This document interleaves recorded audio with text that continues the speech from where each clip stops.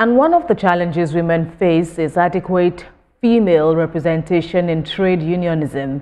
As the world marks the 2025 International Women's Day, stakeholders are calling for the promotion of women to leadership positions in trade unions. Senior correspondent Sharon Ijason has more.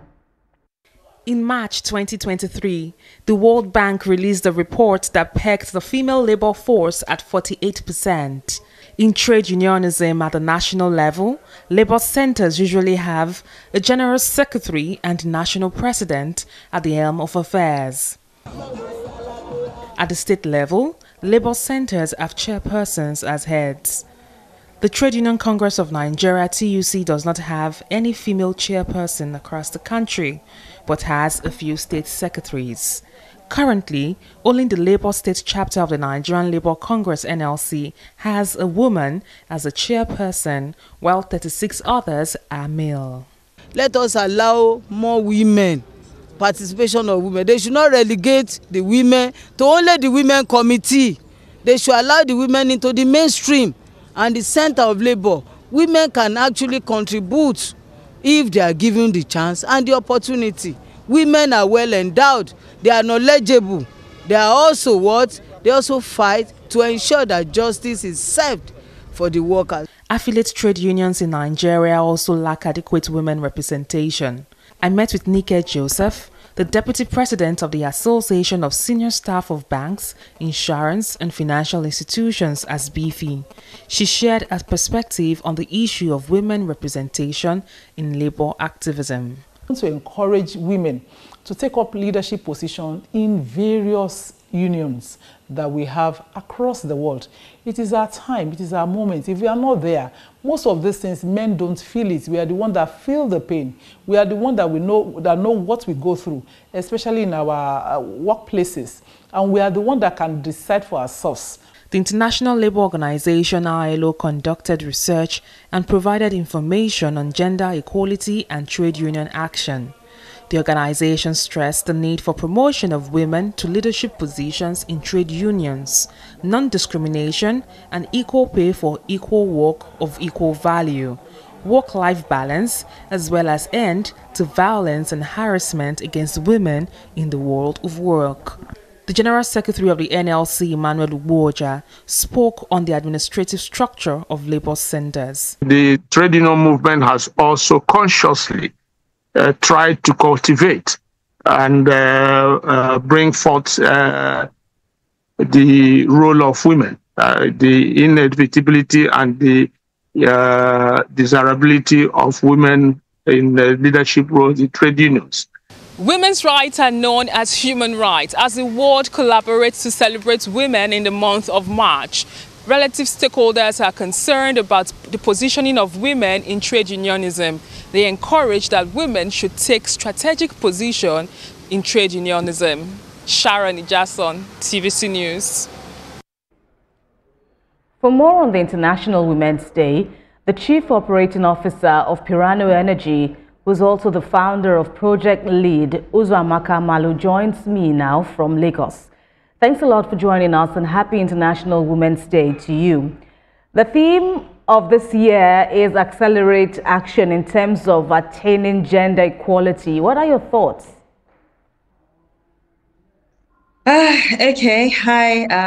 Accelerating action. I particularly like that word because accelerate gives us a sense of urgency, right? Accelerating action, being very fast, being very quick, speedy response in basically attending to concerns and matters regarding women. The theme for this year is, it sounds to me like a mandate to just go and do it, right? Let us start immediately. As someone who is an advocate for girls, I am the founder of Project Lead, and our mantra is early intervention. Early intervention means, starting immediately, starting early, starting at the right time, while the girls are still in their formative years. So I am very much in support of the theme for the year, accelerating action, and every woman is just, being called upon, and men also to just get up and do it. In terms of the legal and policy frameworks, how sufficient do you think they are in Nigeria? So when it comes to legal and policy frameworks, I am very driven towards that perspective because I very much believe in the sovereignty of the rule of law. I do not think that women are particularly favored, in that line. Driving legal and policy frameworks, basically advocating for policy reforms, pushing for the passage and implementation of laws that promotes gender equality, such as violence against persons, the Prohibition Act, the National Gender Policy, strengthening institutions also. We know there are institutions that are girl and women advocates, right? They are supporting institutions that promotes women's rights. We have the National Human Rights Commission, the Ministry of Women Affairs, and just general increased access to justice, providing legal aid and support services for women who have experienced violence or discrimination. I know the Lagos State is very big on, that. There is an organization, that's the Lagos State Domestic and Sexual Violence Agency. I know they're doing a lot of work in that regard.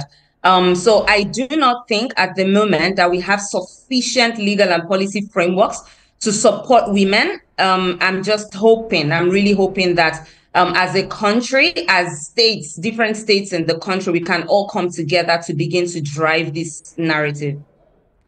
Another clog that's been identified by experts in the field has to do with the lack of affirmative action where women are concerned, especially in places of governance.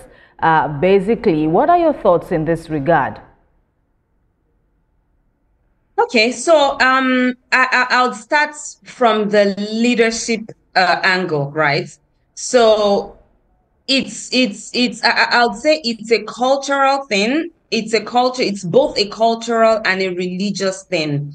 When it comes to governance, I do not think, now the narrative is changing. I'm excited about that. We see women in the banking industry, taking up managing director roles, CEO roles, and a lot of organizations are like really pushing for the women to get into leadership. Do I think that has been done enough? I think so. However, I think it can be done, more can be done in that regard. Coming into the government space, I really think that women should be encouraged to take public offices, right? Public offices, starting from the lower cadre. So when I say lower cadre, like the local government chairpersons, states, governments, roles, state governor roles, and rising very much up to, ministerial roles and even the presidency role. So I think that more can be done in that regard. Again, I would say and really applaud the corporate space. I think that the corporate space, we're doing fantastic, right? We see women in so many dimensions of leadership. However, in the government space, I really do think we need to do better. Right. Let's go back to your earlier point about the spate of GBV, gender-based violence in the country. In terms of enhancing women and victims generally to speak out more and on time where help can be easily accessed, what would be a great place to start from, especially in your work with young girls? Okay, thank you for that question. I can imagine that you see a smile on my face. Whenever girls are mentioned, I'm very excited. Why? Because we still have the opportunity to begin to do the kind of work that we want to, see grow in these girls. They are in their formative years. We can mold them. We can speak to them. They can listen. While they are still young. So I will go back to my earlier, thought on the mantra, early intervention.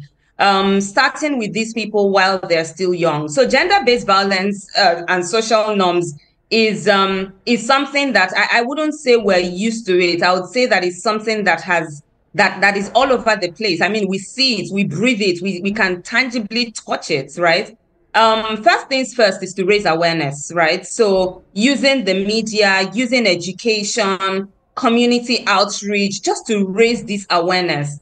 Again, there are a couple of organizations that are doing fantastic. I would also mention again, Titi Lola Viva Adeniji. She's doing fantastic with the Lagos State Sexual and Domestic Violence Agency, Mirabel Rape Center, Stop Rape. There are a lot of organizations that are like driving this advocacy. They are raising awareness. They are talking about it. They are saying, you know what, girls, you have to speak up. Young women, you have to speak up, right? And then provision of support services for survivors. We live in a society or in an environment where there's stigma attached to everything, almost every and anything, right? You're raped, you're stigmatized. You suffer depression from rape, you're stigmatized.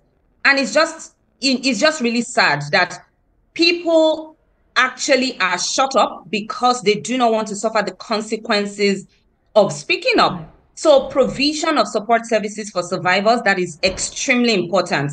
So providing counsel, providing medical care, and other support services for survivors of gender-based violence. I'd also mention strengthening laws and policies. So advocating for stronger laws and policies that prevent and, respond to gender-based violence. I was speaking to someone yesterday and I came across a very interesting, we all know what the rule of law is, right? And again, what actually the rule of law is. The rule of law is a fundamental